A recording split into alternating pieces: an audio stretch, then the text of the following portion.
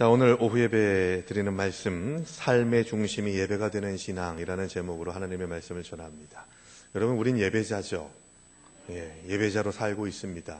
그런데 나는 예배자입니다 라고 하는 그런 고백 앞에 진짜 예배자입니다 라고 한다면 정말 제대로 우리가 아멘으로 나아갈 수 있을까 한번 점검해 보면요, 우리의 예배의 수준이나 상태나 예배 드리는 자세, 예배에 대한 인식, 이것이 사실은 좀 부끄러울 때가 많이 있음을 우리는 고백할 수밖에 없습니다.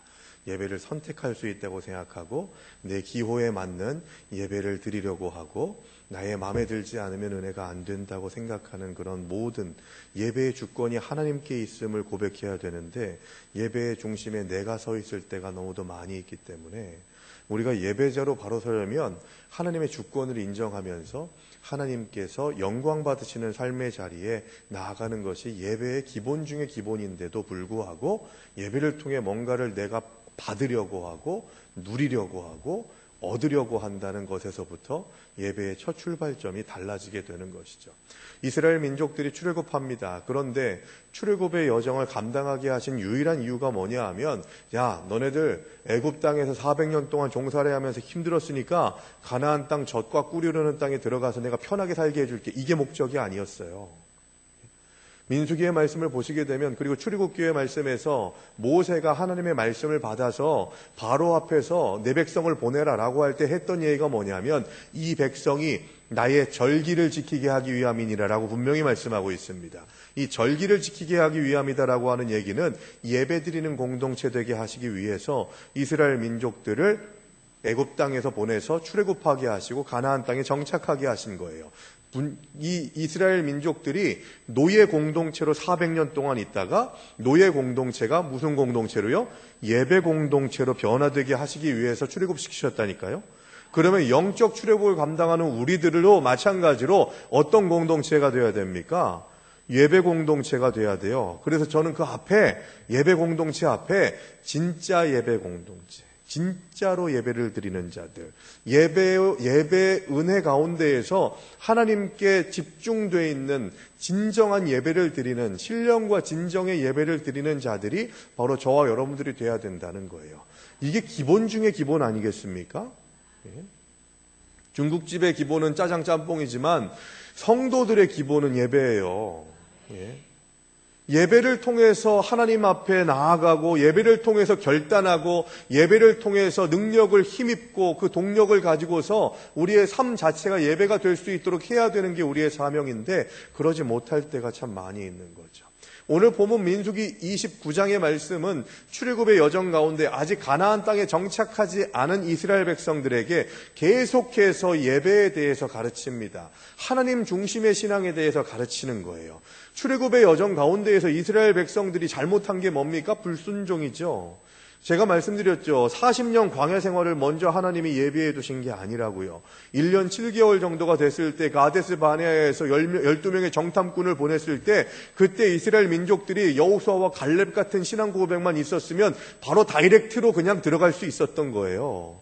그런데 그들이 여호수아와 갈렙을 제외한 다른 사람들이 다 우리는 저들에 비하면 밥이다, 잡아먹힐 거다, 형편없다 라고 하는 생각을 갖게 되다 보니까, 내가 너희를 여기까지 이끌어오고 시내산에서 율법을 주고 말씀을 주고 내가 너희와 함께한다고 하는 것을 분명히 약속했음에도 불구하고 너희는 아직도 저 안악자손들을 보는구나, 저 철병거를 가지고 있는 신식 군대를 가지고 있는 저 사람들의 강력함을 보는구나, 나를 봐라, 그래야 너희가 승리한다 라고 하는 말씀을 주시는 거예요.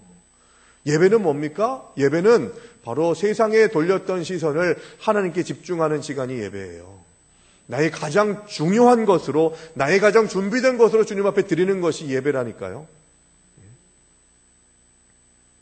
그래서 오늘 성경 본문의 말씀에서 하나님께서 주시는 이 메시지를 우리가 받아야 돼요. 왜 29장의 말씀을 먼저 나누냐면 29장 1절에부터 나오는 이야기를 보시게 되면 그 의미를 좀 찾을 수가 있습니다. 1절에 보시면 일곱째 날에 이르러서는, 여기서 말하는 일곱째 달은요, 우리 태양력으로의 일곱째 달을 얘기하는 게 아닙니다. 이 7월이라고 하는 시간은 나팔절과 대속죄일 그리고 초막절이 같이 한 달 안에 들어가 있는 절기가 있는 달이 이 7월이에요. 유대인들의 달력에서의 7월이죠. 여러분, 영적 준비는 무엇보다 중요합니다. 무엇인가를 하려면 준비를 해야 되잖아요. 그런데 영적인 은혜를 누리기 위한 준비는 그 어떤 준비보다도 중요하다는 거죠. 이 나팔절과 대속죄일과 초막절, 이 중요한 절기들이 유대력으로서의 7월 절기인데요. 이것을 다른 유대인들이 사용하는 농사력으로, 농사에 쓰이는 달력으로 보면 이 7월은 오늘날 태양력의 9월과 10월에 해당합니다. 9월과 10월에 해당한다고 두 달을 얘기하는 게 아니라요. 이들의 이 유대인들의 농사력을 보게 되면 9월 중간부터 10월 중간까지가 한 달이에요. 그러니까 태양력에서는 반이 걸치는 거죠. 그래서 이 태양력으로 하면 9월과 10월이다라고 하는 것은 반반이 걸친다. 그렇게 그냥 간단하게 생각하시면 됩니다. 농사를 준비하는 중요한 시기인데요, 이때가. 그런데 한 해 농사의 시작을 알리는 시기가 바로 이들이 말하고 있는 오늘 29장 1절에서 말하고 있는 7월이기 때문에 바벨론 포로기 이후에 만든 농경의 원력에는 7월을 정월로 여겼습니다. 정월은 뭐죠? 첫 달, 첫 번째 달이에요. 그러니까 나팔절, 7월의 첫날에 나팔을 불러라 라고 하는 이 얘기는 뭐냐 하면 우리로 치면 송구영신 예배드리라는 거예요. 그러니까 1년의 첫날을 나팔을 불므로 인해서 하나님을 예배하고 하나님의 존재를 인정하고 하나님을 찬양하는, 이제까지 지켜주신 하나님께 영광을 돌리되 지금부터 지켜주실 하나님에 대해서 찬양하는 시간들이 바로 이 나팔절이라는 것이죠. 그런데 중요한 것은 이 나팔절과 함께 7월의 첫날이 되면 나팔을 불어서 이스라엘 백성에게 그 시작을 알려줘요. 한 해가 시작됐다는 것을 알려주고 이 나팔 소리는 이스라엘 민족의 은혜를 기대하는 영적인 준비를 갖추라고 하는 사인이기도 하더라는 것이죠. 여러분, 예배를 드리기 전에 우리는 얼마나 준비되어 있습니까? 한 주를 시작하고 또한 새로운 한 주를 맞이하기 위해서, 주일을 섬기기 위해서 우리는 얼마나 주중에 준비하고 있냐는 거예요. 내가 드릴 예배에 대해서 기도하고 있습니까? 받을 말씀에 대해서 기도하고 있습니까? 내가 드릴 찬송과 헌신의 시간들을 위해서 기도하고 있냐는 거예요. 그래서 여러분, 그것이 준비가 되기 위해서는 주일 아침에라도 이 예배당에 들어오셔가지고 조용히 묵상하면서 예배를 준비하는 시간들이 필요하다는 거예요. 은혜 받을 준비. 제일 손해보는 게 뭐냐면 예배드리기 전에 막 싸우고 서로 상처 주는 말과 행동들을 하게 되고 하는 일들이죠. 그래서 예배드리기 전에는요, 정말 조심들 하셔야 돼요. 내가 어떤 그 사람의 예배의 자리를 흐트러 놓을 수 있거든요. 예배를 흐트러 놓는다? 이건 성령 회방죄에 해당해요. 무거운 거예요, 여러분. 내가 예배당에 들어와서 하는 행동 하나하나가 얼마나 무겁게 다가와야 되는지를 생각해야 되는 거예요. 그래서 저도 예배 드리기 전에, 특히 주일 예배 드리기 전에는 같이 뭔가를 교제하거나 하는 일들을 좀 피합니다. 왜냐하면 그 시간을 통해서 제가 좀 준비되는 시간들이 흐트러질 수도 있고 하기 때문에 그래요. 목회자도 그러는데 여러분들도 마찬가지로 조심하셔야 돼요. 식당에서 봉사하시기 위해서 미리 오시잖아요. 조심하셔야 돼요. 말 한마디 하는 것도. 내 마음에 뭔가가 담기잖아요. 교제하면서 이야기 나누고 할 때. 그때 좋은 것들이 담겨져야 되고 예배 드릴 준비가 돼 있어야 되는데 그냥 일반적으로 내가 해왔던 일들에 집중하다 보면 예배에 집중하게 하는 요소들이 깨져버리게 될 때가 대단히 많이 있다는 거죠. 예배 드리기 전부터 마음의 준비가 되지 않았다? 어떻게 예배가 은혜가 될 수 있어요?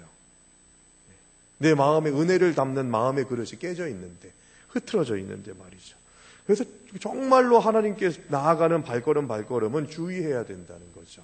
나팔절이 선포됐습니다. 그러면서 이 속죄일이 계속돼요.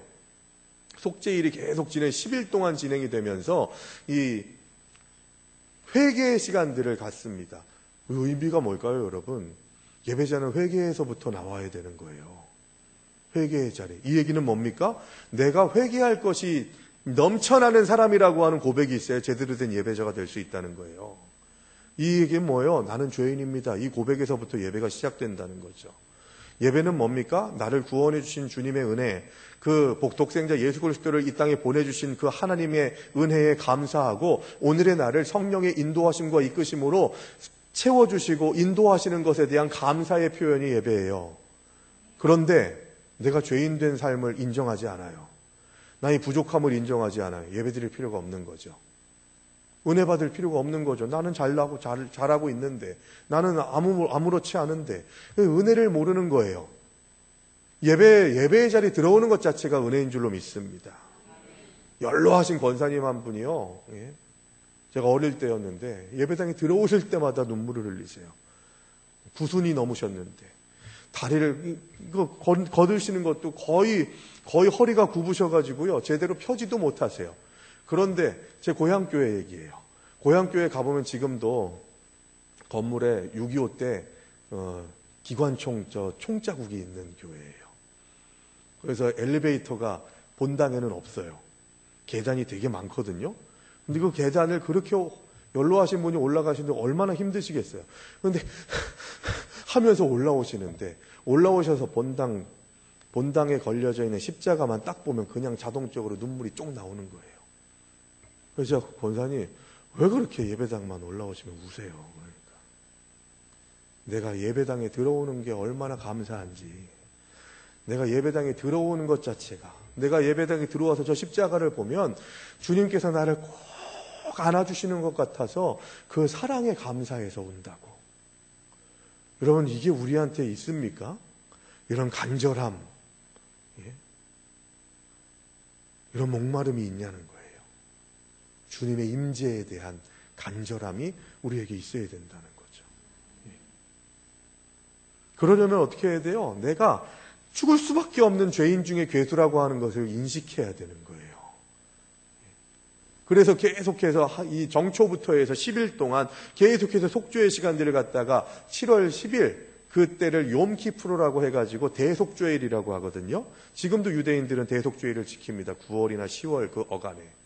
그래서 메이저리그 타자들 중에서 보면 그 옛날에요. 저도 그때 그걸 알았어요. 대속죄일이라는 걸. 박찬호 선수가 LA 다저스에서 할 때 션 그릴이라고 하는 유대인 타자 4번 타자가 있었어요. 근데 중요한 경기가 이 디비전 시리즈라고 하는 중요한 경기가 있었거든요. 근데 그때 이 유대인인 션 그린이 이 욤키프르 대속죄일이 걸쳐져 있다고 해가지고 나서질 않았어요. 그래서 제가 그 대속죄일이라고 하는 의미가 뭔지를 그때 좀 알게 됐었죠. 철두철미하게 나의 죄인됨을 고백해야 돼요. 예배자는. 하나님께서 나를 불러주신 그 은혜가 얼마나 귀한 것인지를 내가 얼마나 죄인인가를 알게 되면 나는 온전한 예배자가 될 수 있는 거예요. 예배의 자리에 들어온 것 자체가 은혜가 되는 것이죠. 나팔 소리가 들리면 이스라엘 백성들은 모든 일을 멈추고 거룩한 모임을 갖고 일상적인 예배에 더해서 특별한 예배를 드리면서 하나님의 은혜를 구했습니다. 7월이 그랬던 거예요. 9월에서 10월까지가. 일이 많다고 해서 예배를 소홀히 여기는 것은 성도의 모습이 아니죠. 내가 해야 되는 일들이 많다고 해서 예배를 줄인다? 이거 성도의 본분이 아닙니다. 예배의 시간은 우리가 빼고 더하고 할 수 있는 것들이 아니라는 거예요. 우리의 가치 판단의 영역이 아니라는 거예요. 그건 그대로 우리가 지켜야 될 일이라는 것이죠. 우리가 건드릴 수 있는 유의 것이 아니라는 것입니다. 그래서 하나님께서 우리들에게 이 은혜를 경험하기 위해서는 하나님께서 주시는 놀라우신 예배의 자리에서 나를 부르시는 그 부르심, 나를 부르셔서 뭘 하길 원하십니까? 라고 그렇게 물을 때 하나님께서는 네가 나를 예배하기를 원한다 라고 하는 말씀을 우리는 집중해야 되는 거예요. 제단에 뜰만 밟는 자가 돼서는 안 된다니까요. 예배당에 들어왔다고 해서 다 예배자입니까? 예수 믿는다고 해서 다 예수 믿는 사람으로 인정받습니까? 하나님이 다 하신다니까요. 마음의 중심을 아시는 그분께서 우리의 예배의 자리에서 주님 앞에 나아가는 삶의 모습들, 상태들, 이런 것들을 나보다 더 잘하시는 분이 하나님이십니다. 그래서 여러분, 우리가 예배의 자리에 들어갈 때 모든 것들을 다 내려놓고 모든 것들을 다 단절시키고 오직 하나님께만 집중하는 자가 되어야 할 줄로 믿습니다. 마귀가요, 예배를 방해하는 방법은 여러 가지예요. 괜히 희한하지 않습니까? 말씀드리려고 하는데, 예배에 집중하려고 하는데 항상 가스불 껐는지가 걱정되죠. 현관문 닫았는지가 걱정되죠. 다리미를 내가 지금 뺐나, 코드를 뺐나 안 뺐나, 이런 게 걱정되죠. 이거 다 우리를 방해하는 것들이에요. 예?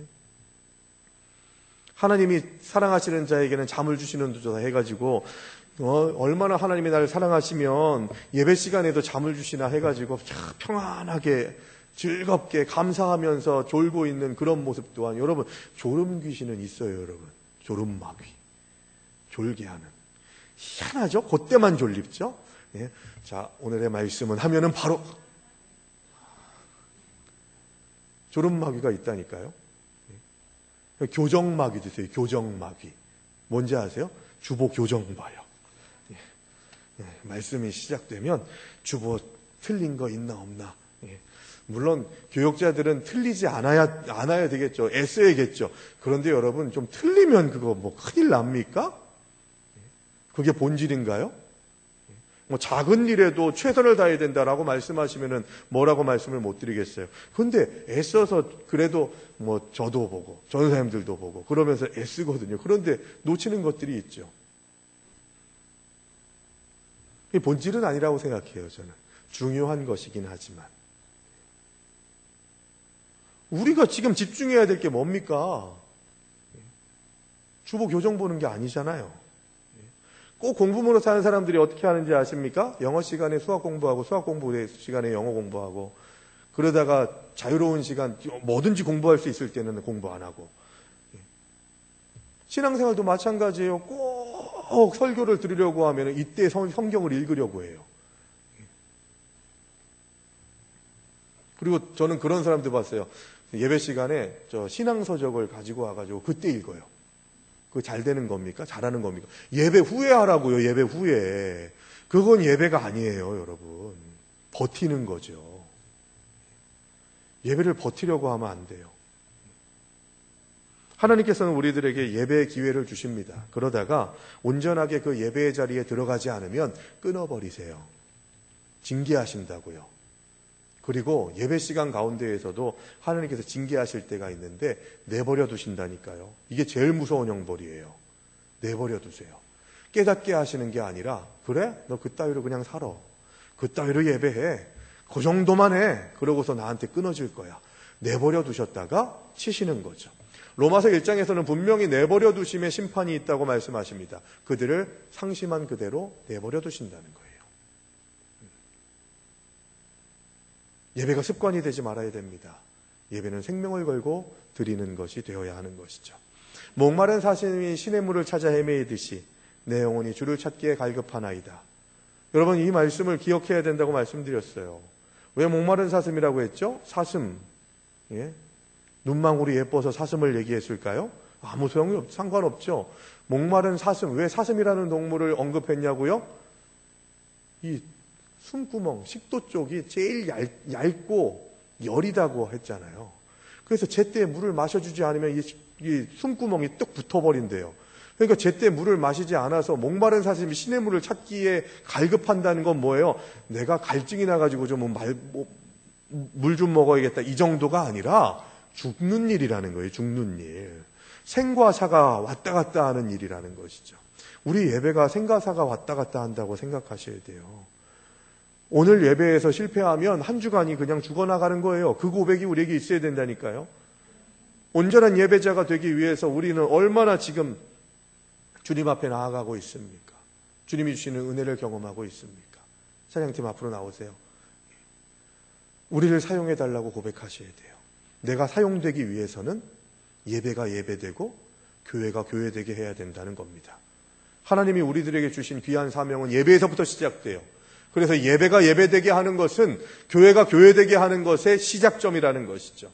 그래서 하나님께서 주시는 놀라우신 은혜가 우리들의 삶 속에서 계속 유지되려면 우리가 온전한 예배자, 승리하는 예배자가 되어야 한다는 거예요.